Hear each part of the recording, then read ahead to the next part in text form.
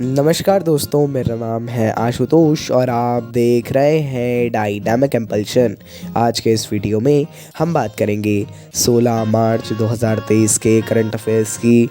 और ज्ञान को कभी भी छोड़ जाए, इसलिए वीडियो को अंत तक अवश्य देखिएगा। तो चलिए आज के इस वीडियो को हम शुरू करते हैं सबसे पहली जानकारी के साथ। विराट कोहली आईसीसी रैंकिंग में 13वें स्थान पर। विराट कोहली आप सभी जानते हैं, इनको बताने की आवश्यकता नहीं है।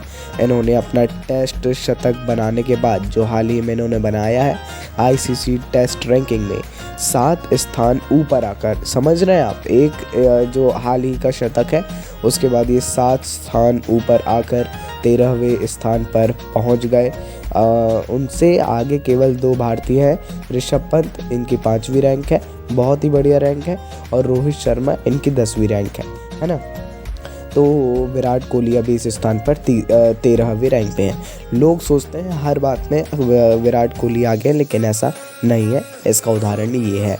आइए आगे बढ़ते हैं। अगली जानकारी, तमिल लेखक शिव शंकरी जी को उनकी पुस्तक सूर्यवंशम के लिए सरस्वती सम्मान 2022 के लिए चुना गया है।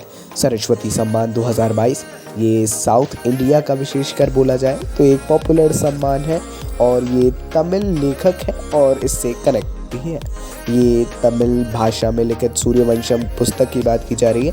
ये तमिल भाषा में लिखित संस्मरणों की एक पुस्तक है और 2019 में प्रकाशित हुई थी। जितने भी पुरस्कार होते हैं वो बहुत ही ज़्यादा विशेष होते हैं। इसके बारे में पढ़ना और कब से शुरू हुआ, क्यों दिया जाता है, इस पुरस्कार में कुछ विशेष बात अर्थात क्या दिया जाता है, ट्रॉफी में क्या बना होता है, एंड ऑल दीज थिंग्स पढ़ना इम्पॉर्टेंट है। आइए आगे बढ़ते हैं। दुनिया के सबसे प्रदूषित शहरों की सूची में दिल्ली चौथे स्थान पर है। IQ एयर द्वारा तैयार हाल ही की रिपोर्ट, ये इसमें विश्व वायु गुणवत्ता रिपोर्ट के अनुसार 2022 में PM 2.5 के स्तर के मामले में दिल्ली दुनिया के 50 सबसे प्रदूषित शहरों की सूची में चौथे स्थान पर है। आपको लग रहा होगा, लेकिन ये एक अच्छी बात है, क्योंकि पहले स्थान पर हुआ करती थी, पहले दूसरे से नीचे नहीं थी, लेकिन अब चौथे स्थान पर है ना। तो ये एक अच्छी बात है, और धीरे धीरे ऐसा बताया जा रहा है कि और ज़्यादा इसमें सुधार किया जाएगा। अन्य अलग अलग रिपोर्ट से तो एक ही रिपोर्ट है, अन्य रिपोर्ट्स की भी मानी जाए तो देखते हैं कैसा क्या होगा आगे।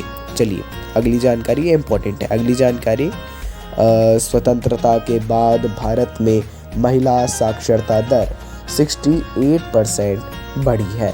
महिला साक्षरता दर, भारत में महिलाओं की साक्षरता दर स्वतंत्रता के समय 9% से बढ़कर अब 77% हो गई। मतलब ये कुल 68% बढ़ी है ना। इसमें ही लोग कंफ्यूज हो जाते हैं कि कितनी है और कितनी बढ़ गई। तो 68% बढ़ी है, इतना बढ़ने की दर है, और बढ़कर 77% हुई। विश्व बैंक के अनुमान के अनुसार भारत की स्वतंत्रता के समय 11 में से केवल 1 लड़की साक्षर थी। अब दूसरी बात, वर्तमान में 84.7% पुरुष साक्षर हैं भारत में, है ना। चलिए अगली जानकारी को देखते हैं। अगली जानकारी, शिलोंग में पहली बार मेघालय अंतर्राष्ट्रीय फिल्म महोत्सव शुरू हुआ। यह स्टेट सेंट्रल लाइब्रेरी में आयोजित किया जा रहा है। 4 जगहों पर करीब 40 फिल्में दिखाई जाएंगी। ऐसे ही देखिए आयोजित किया जाता है। अरे ये अंतर्राष्ट्रीय फिल्म महोत्सव तो है, लेकिन उतना ज़्यादा यदि बात की जाए तो उतना ज़्यादा बड़ा, उतने ज़्यादा बड़े रूप में इसको आयोजित नहीं किया गया है ना। इस बात को आप लोग याद रखिएगा। लेकिन हाँ, फिल्म महोत्सव तो है ही, है ना। कुछ पर्सनल टिप्पणी नहीं है इस बारे में।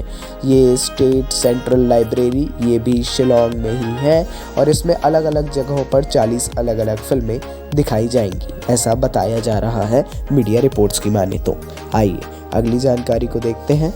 अगली जानकारी, सरकार ने मृतदाता अंग प्राप्त करने के लिए पंजीकरण की पात्रता के लिए 65 वर्ष की ऊपरी आयु सीमा को हटा दिया है।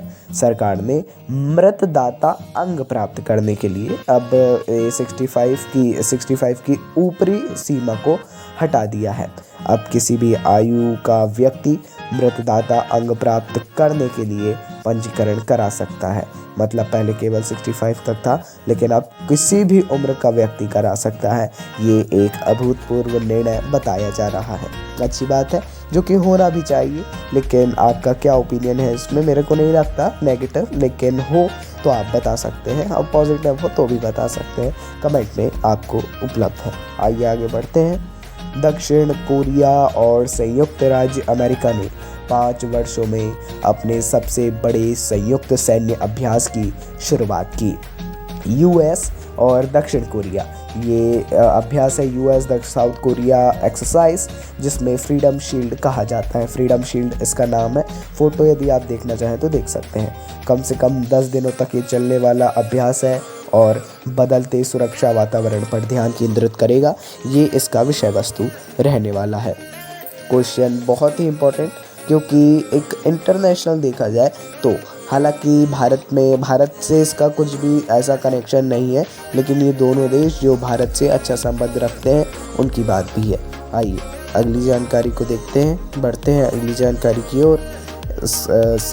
Stockholm International Peace Research Institute SIPRI की रिपोर्ट 2023 के अनुसार भारत 2022 में दुनिया का शीर्ष हथियार आयातक बना है। सबसे ज़्यादा इम्पोर्टेंट, ये शीर्ष हथियार आयातक बन गया है भारत इस सिप्री रिपोर्ट के अनुसार।